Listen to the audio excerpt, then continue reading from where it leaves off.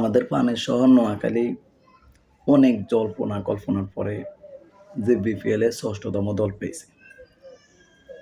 গতকালকে দেখছিলাম যে অনেক নিউজ চ্যানেলগুলোতে যে আমাদের নোয়াখালীর যে নোয়াখালী এক্সপ্রেস নামের যে দলটা আছে ওই দলটার লোগো উন্মোচন করা হয়েছে। লোগোটা অনেক দারুণ হয়েছে। যে ওই নিউজ চ্যানেলগুলোর নিচে কমেন্ট বক্সে দেখছিলাম যে অনেকজনে বলা করেন নোয়াখালীরা যে নারিকেল সুপারির জন্য বিখ্যাত, কিন্তু নারিকেল গাছ আছে, সুপারি গাছ করে। এক একজনের এক এক মন্তব্য।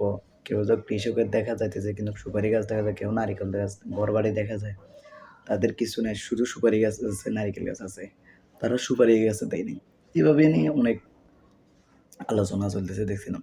এরপরে হঠাৎ করে দেখলাম যে আমাদের আবার যে জাতীয় দলের 2টা প্লেয়ার, যে সৌম্য সরকার, হাসান মাহমুদ, এরপরে শ্রীলঙ্কার কুশল মেন্ডিসকে যে আমাদের নোয়াখালী দলে নিয়েছে, আগ্রহ প্রকাশ করছে, যে তারাও আগ্রহ প্রকাশ করছে আসার জন্য।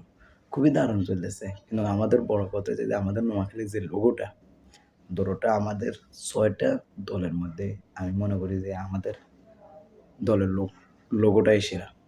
যে কিন্তু যে লোগোটা বানাইছে, লোগোটা খুবই চমৎকার লোগো বানাইছে, খুবই ভালো লাগতেছে। মানে আর এরপরে দেখছিলাম যে আবার অস্ট্রেলিয়ার একটা কোচরে দাওয়াত দিছে, ফোন আলাপ হয়েছে। আবার ওই নিউজিল্যান্ডের একটা প্লেয়ারকে, আবার ইংল্যান্ডের একটা প্লেয়ারকে এইভাবে ফোন আলাপ চলতেছে। কিন্তু যদি এগুলোরও দলে আনে, অস্ট্রেলিয়ার একটা কোচের সাথে কথা হয়েছে কিন্তু ফোন আলাপে, কিন্তু এখনও যে মানে নিউজ শুনি নাই যে সে আসার জন্য আগ্রহ, ফোন আলাপ হয়েছে। কিন্তু যদি অস্ট্রেলিয়ার কোচটা আনা হয় তাহলে নোয়াখালী এক্সপ্রেসের দলটা অনেক শক্ত হয়ে যাবে। যে বিভিন্ন ওই যে আমাদের গদা সুজনের যদি হেড কোচ হিসেবে রাখে তাহলে আমরা খুবই হতাশ থাকবো।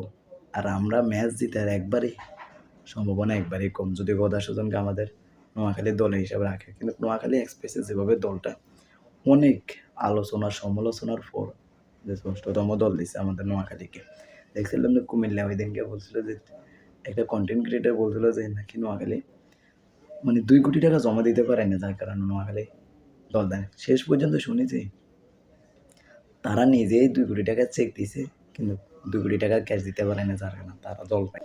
অনেক কষ্টে, অনেক সাধনার পর, অনেক বছর পর আমরা আমাদের বিপিএল এর দল পাইছি। সেইভাবে আমাদের জার্সিটাও সেরকম। আমাদের এখন অপেক্ষার ভালো হয়েছে আমাদের নোয়াখালীর জার্সি।